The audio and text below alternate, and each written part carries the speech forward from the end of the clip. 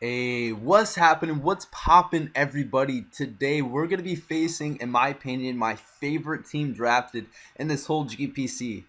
So Trev the King, he's a very, very good opponent. He's in a couple different leagues that I'm in, and actually in the CPC, this is our opponent for next week going into it as well. So he's also won the NPL last season, and he's a very, very good battler who has like incredibly awesome HO with Metacham, Lucario Sweeper, Hiram that has virtually no switch-ins, Gengar. So for example, Gengar versus my team, I have no Shadow Ball switch-ins. I really didn't think. I thought he would bring Volcanion in instead of the Gengar, and I actually have Reuniclus on my team, so it's kind of hard, right? So I built a team that matches against all of his potential brings, but something like a Reuniclus was very, very considerable because he does have the Mega Medicham. But I decided, you know what? There are certain things that I'm weak to that I need, like for example, Thunders. Thunders was something that I didn't want to exactly bring, but I didn't have something to immediately outspeed the Gengar, and I could have dealt with Gengar in other ways, but the thing is like I have a Snorlax, I have a Drapion. That's like fodder to the Metacham, right? So it's like pick your poison, and unfortunately, the poison I decided to pick was, in my opinion, probably the worst kind because I don't have a Reuniclus, and I have to play perfectly around the Mega Metacham as always. That is my biggest kryptonite in League format is just facing that thing because it comes in and it just clicks high jump kick. At least I do have a Golurk to kind of work around it. More about my team, I have a choice banded Garchomp. He doesn't have an outrage switch, and that's kind of the concept here. I can either lead off with my Garchomp and start OHKOing things with outrage, as he doesn't have much for it. The only thing that he has to outspeed my Garchomp is his Gengar or any potential Scarf users. I don't think Electros or his Claydol is going to be Scarf, but you never know. I mean, Claydol might be able to take a hit and fire off an Ice Beam, so I probably have to. That's pretty much the only thing that I can really have to weaken. And then Lucario. Lucario takes like freaking 70% or or something ridiculous from outrage. So I have the Scavalier. Scavalier is pretty good versus him in the sense of he has a Kyurem Black, and I need something for the Ice Beams, the Dragon Claws, things like that. But of course, he's going to be carrying the HP Fire, so I kind of got to work around that. Gengar, I don't have a Shadow Ball switch in. Lucario can easily late game sweep me. Metacham being Metacham, and two kind of defensive checks in the back for Claydol and Electros, just to kind of like be a defensive pivot and kind of like volt switch or get up rocks or whatever. So that's his team. That's my team. Let's get right into the news. So right off the bat, he's gonna lead off with his Gengar, and I decided, you know what, I do not want to start off right off the bat weak to Mega Metacham, right? So with the Golurk lead, I have rocks on this thing, and I can get up rocks right off the bat, and it is an immediate check to the Mega Metacham. Now, they do carry Ice Punch, but I do have the Yachi Berry for that. And Golurk actually has a very, very good matchup versus 5 out of the 6 mons. The only thing that Golurk doesn't do too well versus is his Gengar. So that's a very, very bad lead right off the bat. So very good on Trev going on that. But alright, I have a max HP, max Spadef, assault vest, Escavalier. You can't really tell that, but he is choice specs Gengar, and that did 28%. I don't know, that's pretty funny. So actually could have pursued it there, but I decided, you know what, I can just get off a knockoff, and he can predict the pursuit, and pursuit doesn't kill. So I should have EV'd to kill it with pursuit, but we're just gonna go for a knockoff as he goes hard into his Metacham here. And so let me go over why I went into Blastoise here. So because I kind of skipped around a little bit too fast, right? So I click knockoff here. just getting a knockoff on anything is going to be very good. As he goes off into the Medicham, and that's pretty bad for us because now he kind of gets a kill here, right? So I'm thinking, all right, I think the Golurk's an obvious switch in because he's not going to high jump kick.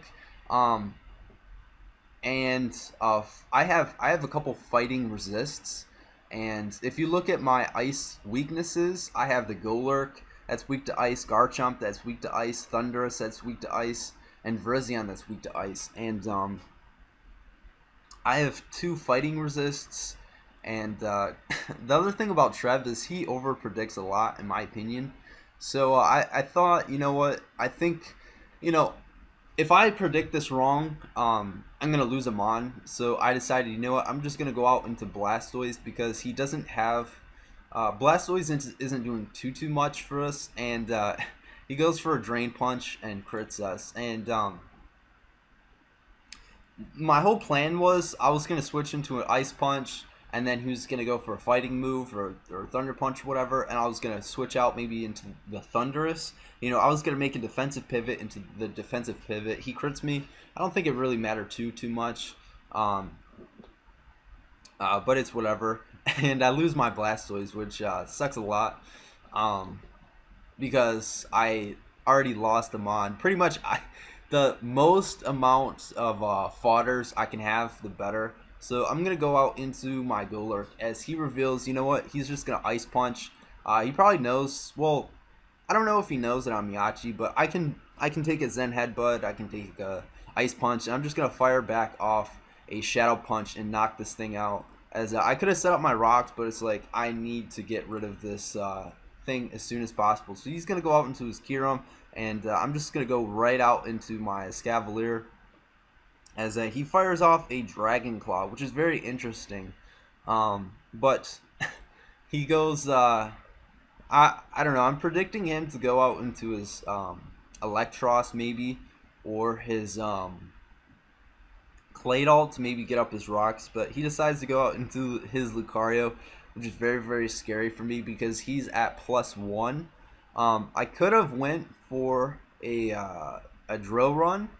I mean, maybe on the switch in, but he already knew like nothing that Lucario could even take a Drill Run, especially because I'm not max attack. So I'm gonna switch the my fighting resist Thundurus on Lucario, and that does a ton of damage. And unfortunately, I'm gonna lose my Thundurus right here. But he had 2, potentially 3 Thundurus checks. It's kind of looking on his team that the scary thing is he could be either Chople Berry on his Kyurem, or he could be something like a Scarf, but I just gotta kind of guess around. I can't really scout what items he can be, but once again, Thundurus wasn't doing too much because he had a Claydol, Electros, and yeah, so unfortunately I lose that, but I'm going to predict him to go out into my Gengar, and I'm thinking, alright, I'm kind of in the back. Obviously I'm in the back, but I can still win this potentially, right? If I had, I could potentially win this with a Virizion, right? Because Virizion at +2, once Gengar is gone, kind of just sweeps, right? Because if I can set up on something like the Electros or the Claydol, I set up a Swords Dance, and I just close combat his team down. So I'm able to get massive damage off on the Gengar, which is great. As I'm gonna sack off that, as now I can Pursuit Trap this and hopefully win with my. I actually have 2 win cons here, right? Because I can potentially late game sweep him with Banded Garchomp as well, because it Okos pretty much his team, or the things that it potentially doesn't Oko, it can't return kill me. So I'm going to be able to take out this Gengar here, which is very nice for me, and it's going to be coming down to the wire. So he decides to go out in his Claydol and set up screens, and it's like, oh my god. Alright, obviously I have to switch out, unfortunately, because if he goes out into his Lucario, and he can get, you know, free sword stances, and Drill Run won't be able to do enough because he is behind a screen. So I'm forced to switch out here, as he's gonna go for the explosion. So this is one cool thing about format, is that you can't.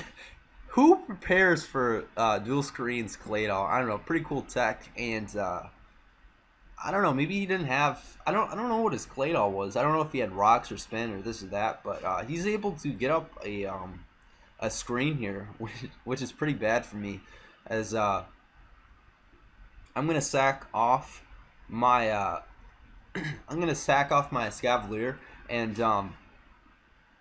he goes out for an outrage because outrage just got a kill there. As now I'm gonna be able to go out into my Garchomp here, and even with the light screen, I'm choice banded outrage myself. So it's gonna really come down to the wire. But I think my if my Virizion can actually live in E-Speed, I think I got this game, right? So I'm going to click Outrage. It's going to kill the Kyurem. He's going to go out. If he goes out into Electros, he can't kill me, and I can 2-KO him with Outrage. And if he goes out into his Lucario, then he's going to be in range of Zen Headbutt, so I don't have to lower the defenses. So long story short, it's going to be a very, very close game here, coming down the wire. So I'm just going to click Outrage, but he is actually Scarf.